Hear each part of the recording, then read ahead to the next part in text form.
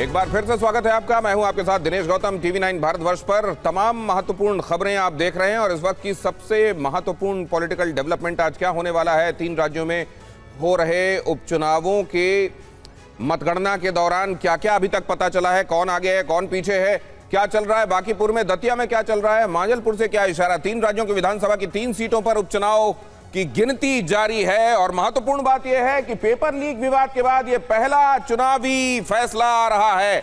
Bankipur Bihar, BJP यहां से पीछे है। बांकीपुर में जनसुराज के प्रशांत किशोर आगे हैं। हम पोस्टल बैलेट की जो गिनती जब तक हुई तब तक की खबर आपको बता रहे हैं। वहीं मध्य प्रदेश के दतिया में भारतीय जनता पार्टी के आशुतोष तिवारी आगे चल रहे हैं और गुजरात के मांजलपुर में भी भारतीय जनता पार्टी आगे है।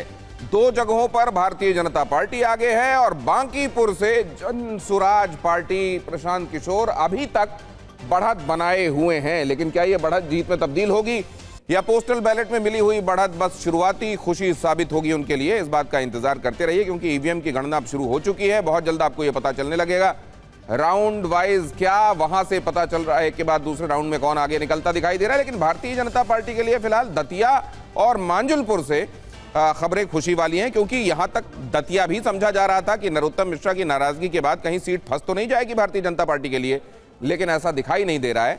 और लग रहा है कि कांग्रेस ने जिस तरीके से अपने नेता रहे राजेंद्र भारती को एक दिन पहले ही यहां से निष्कासित कर दिया है अपनी प्राथमिक सदस्यता से, उससे ऐसा लगता है कि उसको नतीजों को लेकर भी शायद उसका कॉन्फिडेंस डगमगाया हुआ है।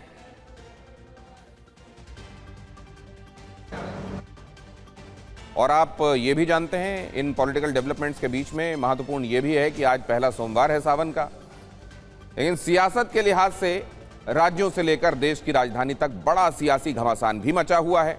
3 राज्यों में 3 सीटों के उपचुनाव के नतीजे आ जाएंगे और ये गिनती 8 बजे से शुरू हो गई। रुझानों में अब तक 2 सीटों पर जैसा मैंने आपको बताया भारतीय जनता पार्टी आगे है, लेकिन हाई प्रोफाइल सीट बांकीपुर में प्रशांत किशोर शुरुआती रुझानों में आगे चल रहे हैं। महत्वपूर्ण यह भी है कि ज्यादातर एग्जिट पोल्स में भी उनको जीतता हुआ दिखाया गया था।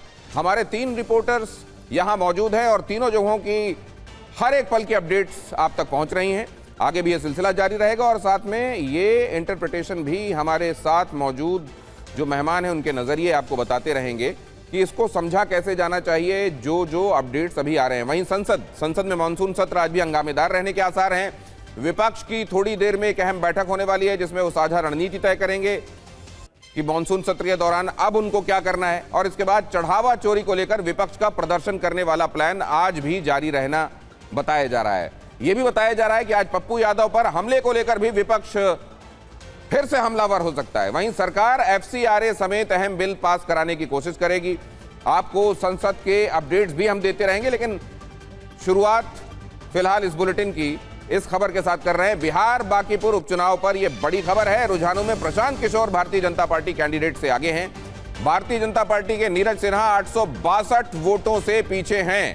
पीके को 2225 वोट मिले हैं, नीरज को 1363 वोट मिले हैं। क्या ये आगे के लिए भी कोई इशारा है या जैसा कि माना जाता है कि बोहनी का ठीक हो जाना शुभ संकेत तो है, लेकिन यही नतीजों में भी तब्दील हो जाए इसकी कोई गारंटी नहीं होती है। तो केवल ये अच्छा संकेत शुरुआत में प्रशांत किशोर के लिए मुस्कुराने की एक वजह या ये आगे उसके आगे भी उनके लिए महत्वपूर्ण साबित होने वाला है। प्रशांत किशोर अगर यहां से जीतते हैं तो ये बहुत बड़ी मैसेजिंग होगी, लेकिन क्या ऐसा होने वाला है?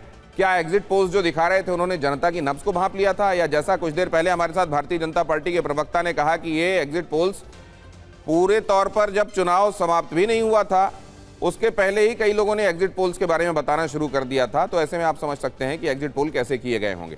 रुपेश हमारे संवाददाता वहां मौजूद हैं और इसके साथ मौजूद है हमारे साथ मेहमानों का पैनल भी। मेहमानों से परिचय कराऊं उससे पहले रुपेश से एक क्विक अपडेट लेता हूं। साथ में मेरे शुभम भी आपको दिखाई दे रहे हैं और मांजलपुर से भी आप तक अपडेट पहुंचाने की व्यवस्था है। लेकिन पहले जरा रुपेश, ये इस पर लोग कुछ कह रहे हैं, ये अप्रत्याशित है उनके लिए या उनकी प्रत्याशा के मुताबिक घट रहा है सब कुछ जो बैलेट की गिनती सामने आई, पोस्टल बैलेट? देखिए, बिल्कुल बीजेपी पीछे है और जनसुराज आगे है, लेकिन ये बहुत अप्रत्याशित नहीं है। ये एक मुस्कुराने की जो वजह आप कह रहे थे, शुरुआत में आप देखें यहाँ पर जन सुराज के जो लोग हैं अभी से यहाँ से एक तरह से जश्न या यूं कहें एक दूसरे को गले लगाकर बधाइयाँ भी देने लगे हैं। ये जो है ये शुरुआती कुछ लक्षण दिख रहा है या वाकई आपको लग रहा है कि यही रिजल्ट भी हो? नहीं, यही रिजल्ट होगा। इसी रेशियो में देवरहा 1400 आया फर्स्ट राउंड में, उसको हमको आया 2200। देवरहा का मार्जिन है एवरेज। जनता जब मूड बना लेती है तो उसका पहले ही राउंड से वो नजर आने लगता है कि किस तरफ है, और ये ट्रेंड आपको बढ़ता हुआ नजर आएगा। तो नजर ये आ रहा है कि आप लोग एक दूसरे को गले लगाकर बधाई भी देना शुरू कर दिए। बिल्कुल, ये बांकीपुर के हर एक जनता को चाहिए कि एक दूसरे को बधाई दे कि पहली बार वो उस कड़ी को तोड़ करके, उस बंधन को तोड़ करके बाहर आने में सफल हुए। वजह क्या मानते हैं? निरंतर बढ़ोतरी होती जाएगी। हाँ, नहीं, ये जो बढ़त है इसकी वजह क्या मानते हैं? ये बांकीपुर की जनता की है। ये बढ़त जो है वो जात पात से ऊपर उठ करके, जाति विशेष से ऊपर उठ करके, जिसका सपना प्रशांत किशोर जी ने देखा था, आज वो बांकीपुर की जनता ने पूरा किया है। तो बांकीपुर की जनता कितना पूरा किया है, लेकिन इस वक्त तो ये जो दिख रहा है शुरुआती रुझान में प्रशांत किशोर आगे हैं और प्रशांत किशोर 862 वोटों से आगे हैं। लेकिन ये यही परिणाम होता है या अभी और कुछ इंतजार तो करना ही होगा। लेकिन रुपेश, और उधर दतिया में भी कुछ महत्वपूर्ण घट रहा है। अब मैं जानता हूं कि आप वहां रहते हुए दतिया पर भी निगाह बनाए हुए होंगे।